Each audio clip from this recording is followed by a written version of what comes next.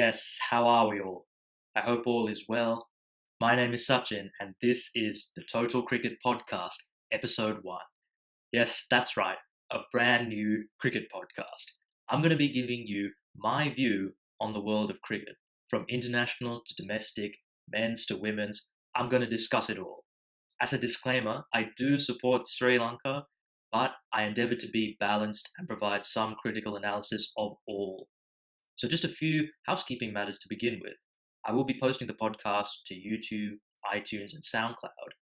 On YouTube, you can find all the links in the video description or on the About tab of the channel page. On SoundCloud, you can find them on the podcast page. I'll also be posting on iTunes, however, I have to get it approved by Apple. So, hopefully, that will be done within the week. Other than that, I will try to upload as often as possible. Hopefully, at least 3 times a week. And yes, hopefully, this podcast can spread the word about the great game that is cricket. So today I'm going to talk about the top 5 things we learned from the ICC Champions Trophy 2017.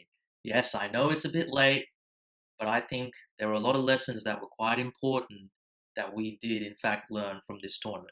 So let's get right into it. Number 1, the biggest thing we learned from the tournament was that the ICC has no soul. So this tournament was 18 days long, 15 games, and virtually every game after the first round of group matches was a knockout match. This game had context coming out of its ears, and this is in complete contrast to all other ODI cricket that's played. It was enthralling, even though there were no real close games. It was still a captivating tournament. What's more, a smaller team ended up winning. Pakistan, who would have thought after that first game that they would have got out of the group, let alone won a match? It was absolutely incredible to see Pakistan in the manner they did. And the format of the Champions Trophy means that a lot of teams are capable of winning the tournament. Pakistan are not the best one-day team in the world, but they went on an amazing run, and the momentum they had was unstoppable. And that was the beauty of the tournament. The essence of sport is its unpredictability. We watch because we do not know what's going to happen. It's unpredictable. It's surprising. It just throws up incredible scenarios. And that's what we saw. If you see the big teams just win every game, where's the story? Where's that underdog to create that passion among supporters? That is why this tournament is great. You don't need close games for it to be captivating. And then after the tournament, we hear, oh, the ICC may scrap the Champions Trophy. Yes, you heard that right. As if the ICC could not get any worse. So they plan to have 2 World T20s per 4-year cycle. So basically what would be happening is the ICC Champions Trophy would be replaced by a second World T20. Now, the reasons for this are very clear, and if you're familiar with the ICC, I don't think it should come as any surprise. It's the money. It simply is going to provide more revenue to the ICC. Now, this is the problem I have with this. Not so much with the World T20. I think it's a good tournament. The problem I have is that the Champions Trophy is a better format than the World Cup. That is the problem. The World Cup in 2019 will have 10 teams playing in a single group stage. So they'll play each other once, and there'll be 9 games per team in the group stage. 9 games in the group stage. That's 45 group stage games in total, and only 3 knockout games. This bloated group stage just makes the tournament an absolute humdrum, dull affair. There'll be 6 weeks of group stage games. The tournament is 7 weeks long. 6 weeks of it will be group stage games. I mean, that is outrageous. Look at the FIFA World Cup. There's only 3 group games. Look at the Rugby World Cup. There's only 4 group games, and those group stages take a maximum of 2 weeks. The Cricket World Cup group stage will take 6 weeks. That is not captivating. It just isn't. The other thing is, the small teams are at a big disadvantage, right? You're going to have to create several upsets just to have a sniff at the semis. Because you can have 1 bad game. You can even have 2 bad games. There are so many games you can make that up. In the Champions Trophy, you only get 1 game of leeway. 1 upset, and you're potentially out the door. That creates higher pressure in each game. It increases the spectacle. Each game is more important. And it means that the smaller teams have a real shot. Do I see Pakistan going and winning the World Cup in 2019? Probably not. They would have to be winning 5 or 6 games. And that's at least 3 or 4 against the bigger teams that they're going to have to win that tournament. Now, that is a lot. Not to mention, it's going to be difficult to keep that momentum over a 7-week period. You're going to fall in and out of form as a team in that period. In the Champions Trophy, you get that momentum, you're going to run with it because there's only a couple of games to play. And this is why it is bizarre to me that they are contemplating scrapping the Champions Trophy. As usual, the ICC has no soul. It's all about the money. Have a look at the World Cup format. There are 9 group games, and that means 9 guaranteed India games. The ICC doesn't even try to hide the fact that they are so reliant on revenue from the Indian market. They want to guarantee as many India games as possible. Here's another fun fact. The format of the World Cup has changed every edition since 1996 until 2015. 2015 was the first time since 1996 that the format from the previous edition of the World Cup was retained. And guess who won the 2011 World Cup? India. This was all caused by really the 2007 World Cup, in which India only played 3 games. They got knocked out by Bangladesh in a 14 group system, very similar to the Champions Trophy. 1 upset and you're out the door. That was riveting. Pakistan and India were knocked out of the group stage in that tournament. Ireland and Bangladesh, absolute long shots, made it to the next stage. That was incredible, an incredible story. But after that, the revenue, particularly the TV revenue, just plummeted because you've got the 2 biggest markets, India and Pakistan. They're gone. And now the ICC are like, we can't afford this. These are our flagship events. We need to make as much money as possible from this. So we're going to guarantee India has 6 games. And now they're making it even worse. 9 guaranteed India games. Not to mention that they rigged the draw so that India and Pakistan play in every group stage. Now, in terms of India-Pakistan, I don't mind that because it's a fantastic rivalry, the best rivalry in cricket, and they do not play bilateral series against each other.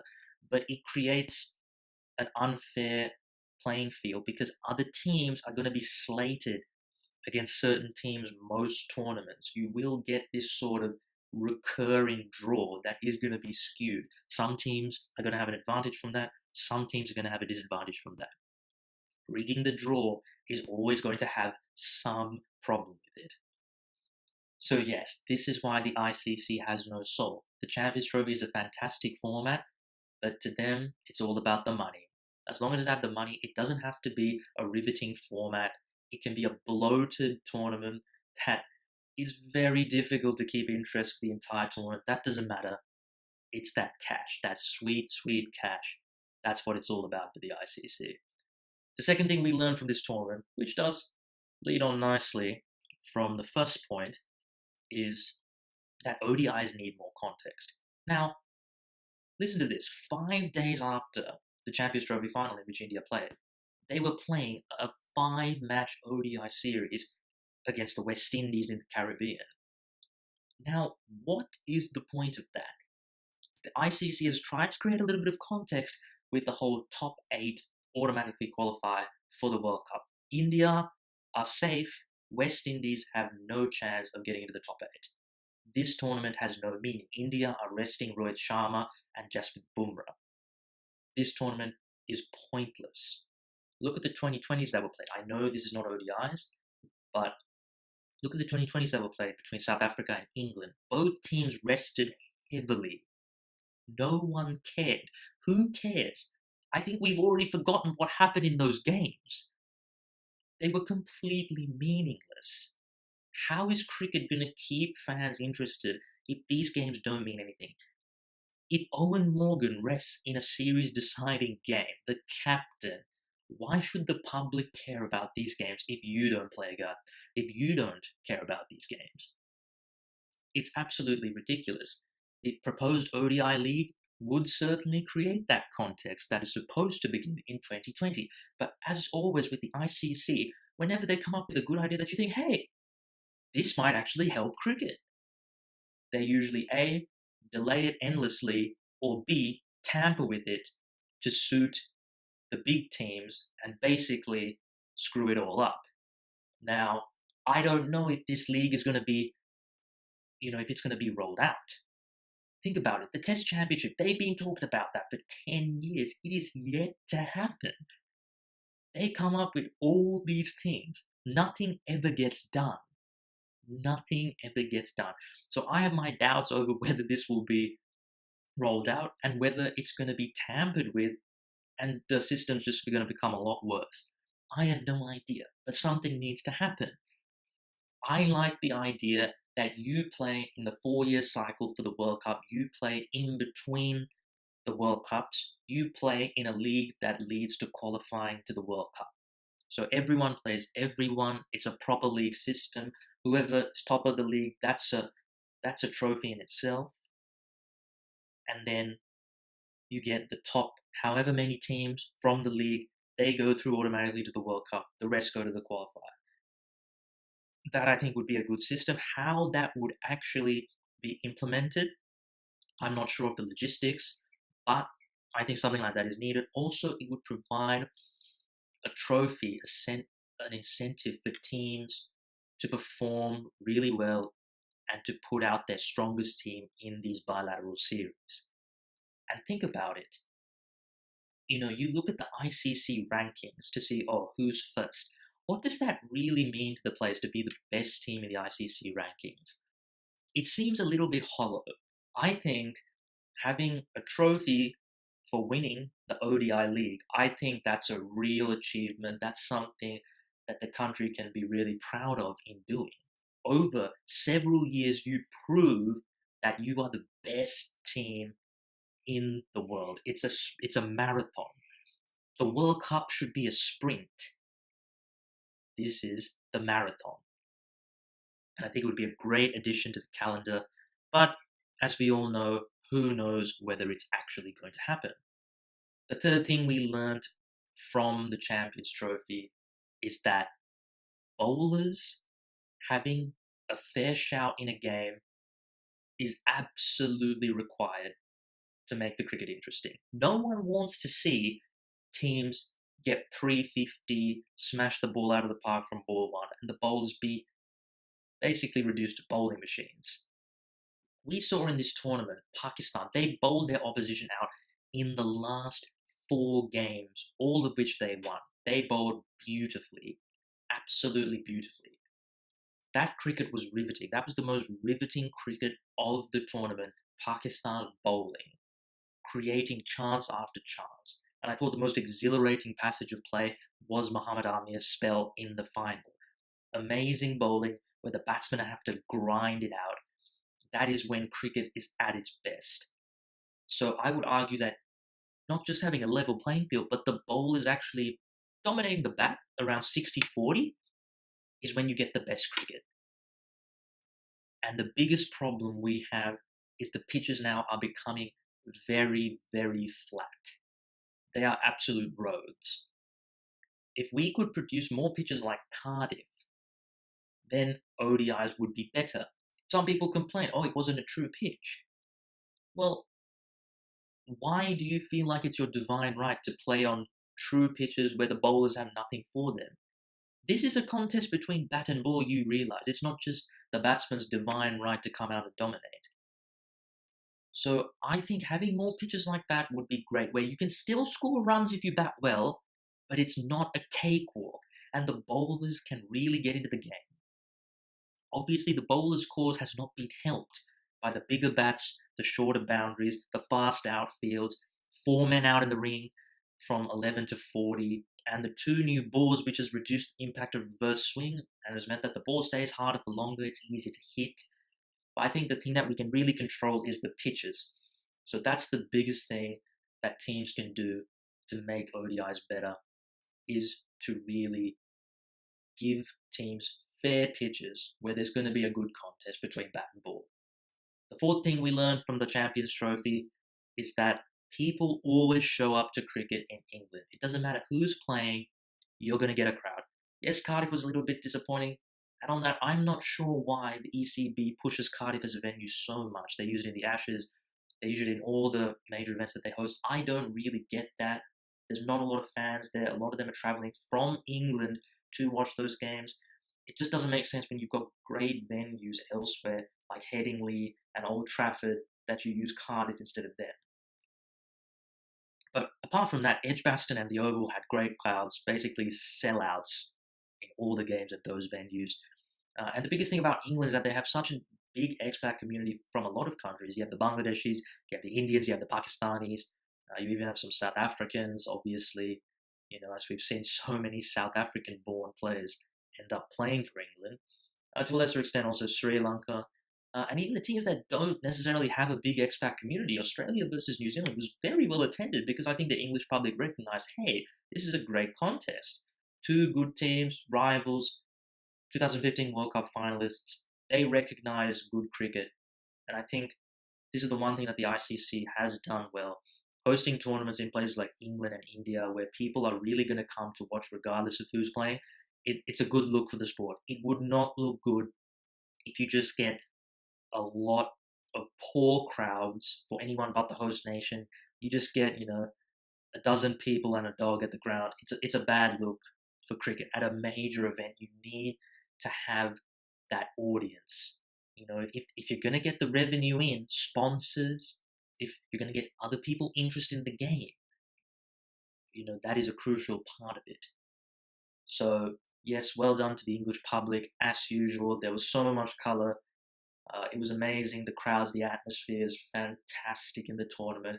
It's such a big part of cricket when you get a fantastic crowd. That's why I just always feel like something's missing. Like when Pakistan playing the UAE, I was like, wow, imagine if they were playing in Lahore, Karachi, It just, it's really sad to see, but the crowds make it that much more. It's spine-tingling when the crowds roar like that, when they're dancing. It just makes you smile. It's great, and I want to see more of it all around the world, hopefully. The final thing we learned from this Champions Trophy was that the leg spinner trumps the off spinner in limited overs cricket. Now, if you have a look at the stats, since the 2015 World Cup, the leg spinner has taken wickets every 36 balls, whilst the off spinner has taken wickets every 46 balls. So that's a 10-ball difference in strike rate. That is significant. That is nearly 2 overs. Now, the other thing about it is that I feel that off spinners are becoming quite easy targets that teams can actually take for a lot of runs. Gone are the days where teams would just sit on the off spinner. They'll just milk him around for 4 runs and over, 5 runs and over. Now, with the field only being able to have 4 men out from overs 11 to 40, batting teams are a lot more aggressive against the off spinner in those middle overs, and they're really becoming a liability rather than, we're just going to slow the run rate or keep that run rate clog up an end. They're actually becoming a liability. We saw in the tournament Ravichandran Ashwin, Ravindra Jadeja, Mitchell Santner. They went for a lot of runs, and batsmen targeted them. They didn't really spin the ball. The ball was just coming straight onto the bat. It was very easy to hit. And I think there are several factors behind this. The pitches are flat. Off spinners usually need assistance to really create something out of the surface. The other thing is that, obviously, with the new balls, it's a lot easier to hit them. The balls stay harder for longer. And obviously, with the 4 men out, I think gives the batsman that confidence to go after the big shot against the spinner. And of course, there's the advent of the reverse sweep, the paddle. Batsmen are just more confident. They have a bigger repertoire of shots. It's just the modern game. And you could argue that the leg spinner has to face all these problems. Yes, they do.